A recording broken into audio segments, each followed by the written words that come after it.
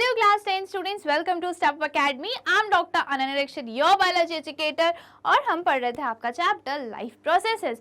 पर इस particular video में हम देखने वाले हैं एक्सक्रीशन।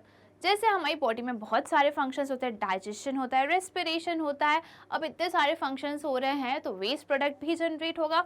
अब इन वेस्ट प्रोडक्ट्स को बॉडी कैसे बाहर करती है वो हम देखने वाले हैं। ओके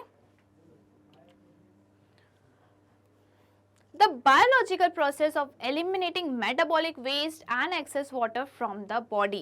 ओके ये क्या है? एक बायोलॉजिकल प्रोसेस है, एक लाइफ प्रोसेस है, इम्पॉर्टेंट फंक्शन है जिसके थ्रू हमारी बॉडी में जितने भी मेटाबॉलिक वेस्ट है और एक्स्ट्रा में जो भी पानी है उसको बॉडी रिमूव कर देती है। उसको हम क्या बोलते हैं? एक्सक्रीशन। अब ये मेटाबॉलिक वेस्ट क्या है? हमें पता है कि सेल जो है वो हमारे बहुत सारे फंक्शंस करते हैं। अब जो सेल फंक्शन कर रहे हैं उस टाइम पे जो भी वेस्ट जनरेट होता है उसे हम क्या बोलते हैं? Metabolic waste. ओके तो ये जो एक्सक्रीटरी है, एक्सक्रीशन करने वाला कौन सा सिस्टम होता है? Excretory system. ओके तो एक्सक्रीटरी सिस्टम में क्या होता है? किडनी होती है आपकी, 2 किडनी होती है, a pair of kidney, ureter, ये ट्यूब लाइक स्ट्रक्चर जो आपको दिख रहा है वो यूरेटर है। फिर आता है आपका urinary bladder and then comes urethra. Okay अब किडनी में ब्लड कहाँ से आता है? किडनी में ब्लड आता है थ्रू रीनल आर्टरी और किडनी से वापस ब्लड कैसे जाता है? Through renal vein. ओके अब किडनी का काम क्या है? यूरिन फॉर्मेशन का। किडनी क्या करती है? यूरिन फॉर्म करती है और यूरिन कहाँ जाती है? यूरिनरी ब्लैडर में। ओके किसके थ्रू जाती है? यूरेटर के थ्रू। यूरेटर क्या है? ट्यूब लाइक स्ट्रक्चर है, एक ट्यूब जैसा आपको दिख रहा है।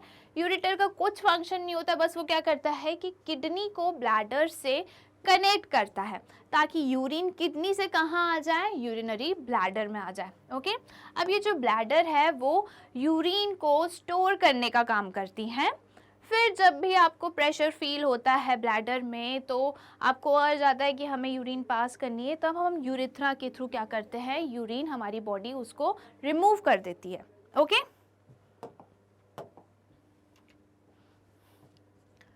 The excretory system of human beings includes renal vein, artery, kidney, ureter, bladder and urethra.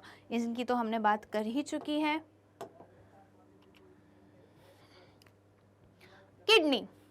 The kidneys are bean-shaped organ that are positioned on either side of the backbone. Okay? Kidneys क्या हैं? Kidney bean shaped की हैं, दिख रही होगा आपको। In shape की होती है, बीन शेप की होती हैं और ये कहाँ होती है? पीछे होती हैं। ठीक है बैकबोन के साइड होती हैं और 2 किडनीज होती हैं, right and left. The right kidney is placed a little lower because of positioning of liver. अब जो राइट किडनी है वो थोड़ा क्या है? नीचे की तरफ होती है। राइट किडनी थोड़ा नीचे होती है और लेफ्ट किडनी थोड़ा ऊपर होती है। तो राइट किडनी नीचे इसलिए होती है क्योंकि राइट साइड में क्या प्रेजेंट होता है? हमारा लिवर। ओके लिवर के कारण जो राइट किडनी है वो थोड़ा नीचे होती है, उसकी पोजीशन थोड़ा लोअर साइड होती है। Okay Each kidney has large number of filtration units called nephron. अब किडनी के पास ना बहुत सारे मिलियंस में क्या प्रेजेंट है? नेफ्रॉन्स प्रेजेंट है। ओके जैसे कि ब्रेन में हमारे क्या प्रेजेंट होता है? Nerve cells. नर्वस सिस्टम में क्या प्रेजेंट होता है? नर्व सेल्स प्रेजेंट होती है। वैसी किडनी में क्या है प्रेजेंट है? नेफ्रॉन्स। ओके ये स्ट्रक्चरल और फंक्शनल यूनिट है किनका? किडनी का। The urine forming in each kidney eventually enters long tube the ureter. Okay kidney में हमको तो बताया कि किडनी जो है वो यूरिन फॉर्मेशन का काम करती है, बट यूरिन फॉर्मेशन एक्चुअल में कहाँ होता है? इन्हीं नेफ्रॉन्स में होता है। ओके ये जो मिलियंस में नेफ्रॉन्स प्रेजेंट है इनमें ही यूरिन फॉर्मेशन का काम होता है। फिर जैसे ही यूरिन किडनी में बन जाती है, फॉर्म हो जाती है, वो कहाँ जाती है? ट्यूब लाइक स्ट्रक्चर में जिसको हम यूरेटर कहते हैं।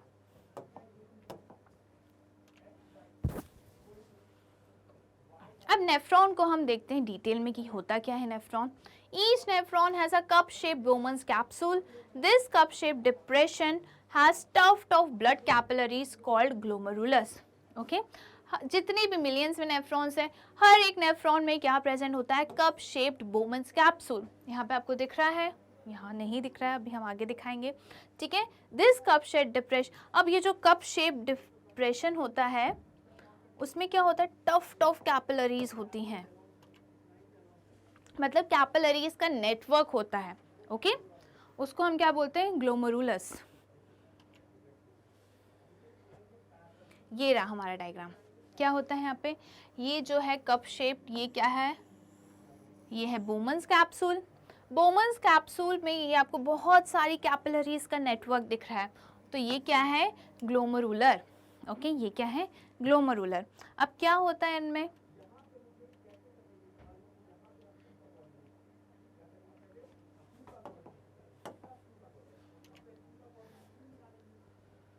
glucose, amino acids, salts and major amount of water are selectively reabsorbed as the urine flows along the tube and harmful products are left in the tube.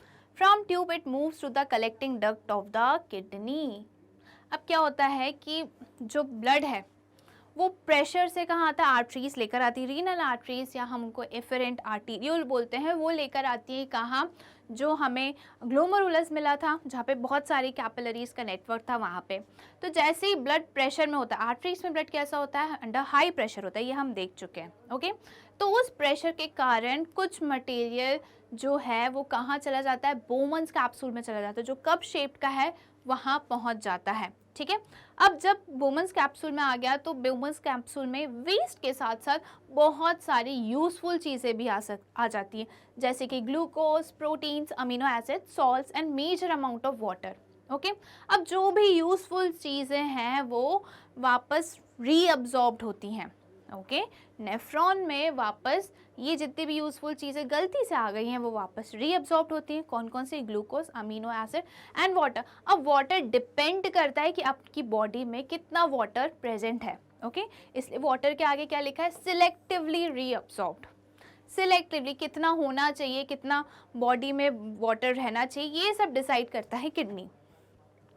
From tube it moves to the collecting duct of the kidney. अब tube से जो urine है वो कहाँ चला जाएगा, collecting duct में, okay. अब यूरिन कैसे फॉर्म होती है वो हम देखते हैं।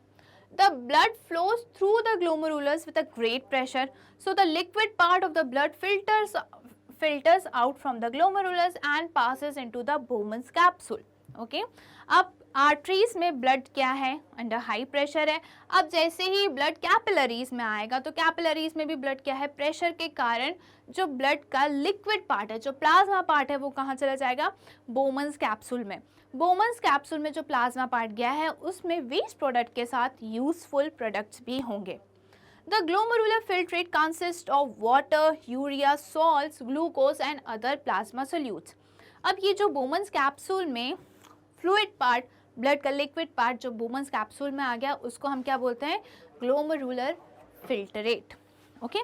तो ये फिल्टरेट में क्या क्या होता है, वाटर भी होता है, यूरिया, सॉल्ट्स, ग्लूकोज और प्लाज्मा में जो भी चीज़ें मिलती हैं वो सब भी ग्लोमेरुलर फिल्टरेट में प्रेजेंट होता है, okay. Blood corpuscles, proteins and other large molecules remain behind in the glomerulus, okay?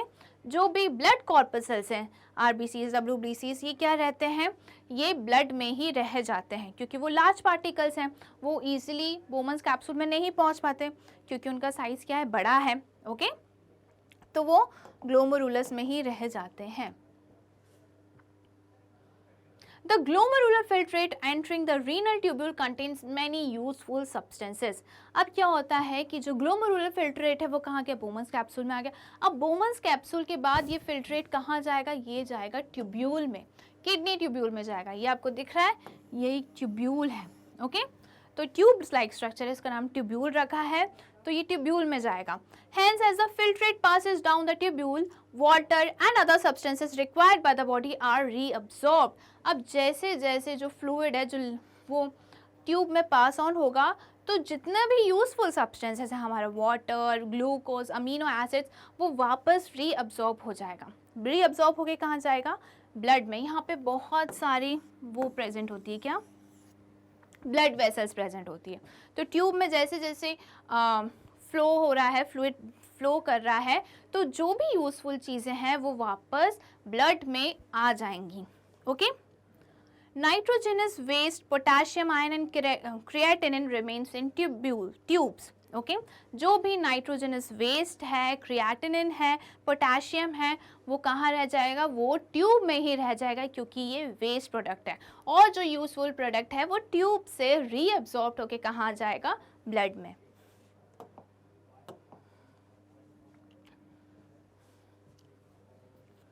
अब हम बात करते हैं यूरेटर की।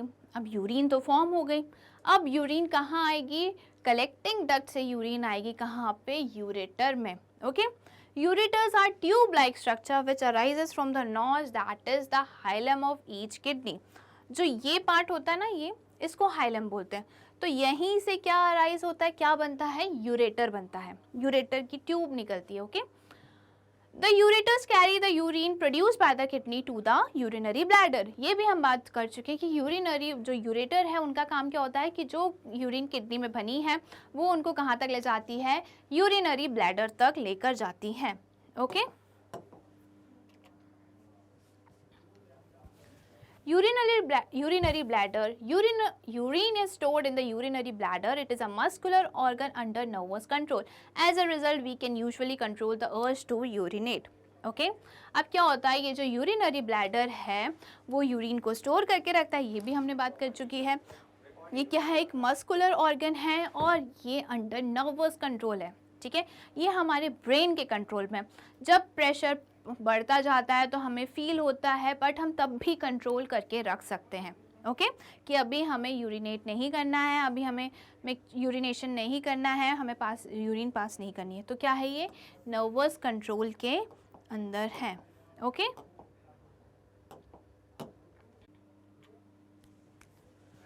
तो ऐसे जो है वो हमारी किडनी में यूरिन फॉर्म होती है, फिर यूरेटर से वो कहाँ आ जाती है, यूरिनरी ब्लैडर में, और यूरिनरी ब्लैडर यूरिन को स्टोर करके रखती हैं, फिर वो कहाँ, यूरेथ्रा के थ्रू हमारी बॉडी से एक्सपेल आउट हो जाती है, रिमूव हो जाती हैं। ओके अब हम बात करते हैं किसकी, डायलिसिस की। अब ये डायलिसिस क्या है, आर्टिफिशियल किडनी भी हम इनको बोलते हैं। क्या होता है जब कभी दोनों किडनियाँ काम करना बंद कर दें, जब दोनों किडनी काम करना बंद कर दे और वेस्ट और वाटर एक्यूमुलेट होने लगे बॉडी को, तब हमें ज़रूरत पड़ती है डायलिसिस या आर्टिफिशियल किडनी की। The failure of both the kidneys allow urea and other waste to accumulate in the blood. Okay such a patient undergoes dialysis। In dialysis an artificial kidney is used। The artificial kidney contains tubes with a semi-permeable lining। अब क्या होता है, ऐसे patient जिनकी दोनों किडनियां काम करना बंद कर चुकी हैं और बॉडी में या ब्लड में क्या एक्यूमुलेट हो रहा है, वेस्ट प्रोडक्ट जैसे कि यूरिया एक्यूमुलेट हो रहा है, तो ऐसे लोगों को किसकी ज़रूरत पड़ती है, आर्टिफिशियल किडनी यानी डायलिसिस की। ओके अब डायलिसिस में क्या होता है, ट्यूब्स प्रेजेंट होते हैं। ओके काफ़ी सारे ट्यूब्स होते हैं, वो ट्यूब्स कैसे होते हैं, सेमी परमिएबल होते हैं। कैसे होते हैं वो, सेमी परमिएबल, मतलब वो ट्रांसफ़र परमिट करते हैं। ठीक है, एंट्री और एग्जिट क्या करते हैं, परमिट करते हैं। अब कैसे होते हैं वो हम देखते हैं। ये आपको पिक्चर दिख रही है, इसमें क्या है, ये जो ट्यूब है ये क्या है, सेमी परमिएबल ट्यूब्स हैं। ओके अब यहाँ पे ये जो ट्यूब्स होते हैं ना, ये कंटेनर में रखे होते हैं। ये आपको कंटेनर दिख रहा है। ओके इसमें आपको बहुत सारे ट्यूब्स दिख रहे हैं। अब ये कंटेनर में क्या होता है, डायलाइजिंग सोल्यूशन होता है। ओके क्या सोल्यूशन होता है, डायलाइजिंग सोल्यूशन।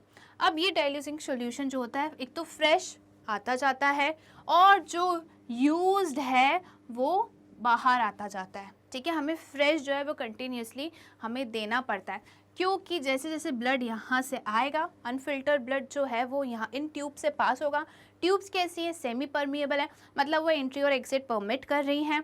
तो जो भी वेस्ट प्रोडक्ट है वो कहाँ आ जाएगा, वो इस सोल्यूशन में आ जाएगा। ये जो कंटेनर में क्या है, डायलाइजिंग सोल्यूशन है, उनमें जो वेस्ट है वो कहाँ आ जाएगा, इन कंटेनर में। ओके तो इसलिए अब ये जो डायलाइजिंग सोल्यूशन है वो क्या होगा, यूज्ड हो गया, ये अब ख़राब हो गया है, तो इसको रिमूव करने के लिए एक कंटेनर होता है और फ्रेश डायलाइजिंग सोल्यूशन हमें कंटिन्यूसली भेजना पड़ता है इस कंटेनर में। ओके तो जैसे ही ब्लड इन ट्यूब से पास होके फिल्टर हो जाता है तो वापस कहाँ चला जाता है, हमारी बॉडी में। Okay These tubes are suspended in a tank filled with a dialyzing solution. Okay, ये जो ट्यूब्स हैं, जो सेमी परमिएबल ट्यूब्स हैं, वो कहाँ प्रेजेंट हैं? वो एक टैंक में फिल्ड हैं और वो टैंक किससे भरा हुआ है? वो टैंक भरा हुआ है डायलाइजिंग सोल्यूशन से. The patient's blood is led from the artery through the tubes of the artificial kidney where excess salts and urea are removed. अब पेशेंट का ब्लड कहाँ से आता है? पेशेंट का ब्लड आता है आर्टरी से. ओके, आर्टरी के थ्रू ब्लड जाता है इन ट्यूब्स में और फिर इन ट्यूब्स से जितना भी वेस्ट प्रोडक्ट है वो रिमूव हो जाता है और वापस जो प्यूरिफाइड ब्लड है वो कहाँ जाता है? वेन्स में पहुँच जाता है सेम आर्म की. सब जिस आर्म की आर्टरी से हमने ब्लड लिया है और आर्टिफिशियल किडनी में रखा है ताकि वो ब्लड प्यूरिफाई हो जाए, उसी सेम आर्म की जो वेन है उससे प्यूरिफाइड ब्लड वापस बॉडी में चला जाएगा. ओके, अब हमने देख लिया कि एक्सक्रीशन इन ह्यूमन बींग्स कैसा होता है. हमने किडनी पढ़ ली और कैसे यूरिन फॉर्म होती है, फिर कहाँ जाती है, वो सब हमने देख लिया. हमने आर्टिफिशियल किडनी के बारे में भी पढ़ लिया कि अगर कभी किसी पेशेंट की दोनों किडनी फेल हो जाती हैं, अच्छे से काम नहीं करती है, तो आर्टिफिशियल किडनी यानी कि डायलिसिस की ज़रूरत पड़ती है. अब हम बात करते हैं एक्सक्रीशन इन प्लांट्स में. ओके, अब प्लांट्स भी इतने सारे फंक्शंस कर रहे हैं तो उनमें भी वेस्ट प्रोडक्ट जनरेट होता है. तो वो कैसे अपने वेस्ट को अपनी बॉडी से एलिमिनेट करते हैं, रिमूव करते हैं, वो हम देखते हैं. Okay, they can get rid of excess water by transpiration. हमें पता है कि ट्रांसपिरेशन क्या होता है? Loss of water in the form of vapour through stomata is known as transpiration. तो जो भी एक्सेस में वाटर होता है वो ट्रांसपिरेशन के थ्रू जो प्लांट्स हैं वो रिमूव कर देती हैं. Okay, gaseous waste like oxygen and carbon dioxide through stomata. अब जो भी गैशियस वेस्ट है, जो स्टोमेटा है, वो क्या करता है? गैशियस एक्सचेंज भी करता है और साथ ही साथ ट्रांसपिरेशन भी करता है. पानी ज़्यादा है तो ट्रांसपिरेशन होगा, अगर ऑक्सीजन एक्सेस में है तो वो स्टोमेटा के थ्रू इन्वायरमेंट में रिलीज़ हो जाएगा और जो कार्बन डाइऑक्साइड है वो भी स्टोमेटा के थ्रू ही इन्वायरमेंट में रिलीज़ हो जाएगा. ओके, वेस्ट प्रोडक्ट्स में be stored in leaves that fall of. अब जो वेस्ट प्रोडक्ट हैं उनको पुरानी लीव्स में रख दिया जाता है ताकि वो लीव क्या है? शेड हो जाएंगी, फॉल हो जाएंगी, गिर जाएंगी, तो जो वेस्ट प्रोडक्ट है उनके साथ वो भी चला जाएगा. Okay, resins and gums are stored in old xylem. अब जो रेजिन्स हैं और जो गम्स हैं वो कहाँ स्टोर करके रखते हैं? ओल्ड जाइलम में. ओके, तो ये क्या था? Excretion in plants. तो यहाँ पे जो है हमारा एक्सक्रीशन का टॉपिक होता है ख़त्म. और ऐसे ही वीडियोस देखने के लिए आज ही स्टेप अप अकेडमी को सब्सक्राइब करिए, जहाँ आपको मिलते हैं KG से लेकर 12th तक के सारे सब्जेक्ट्स के सारे वीडियोस फ्री. साथ ही साथ नीट, JEE, CUET की भी प्रिपरेशंस होती है. Thank you.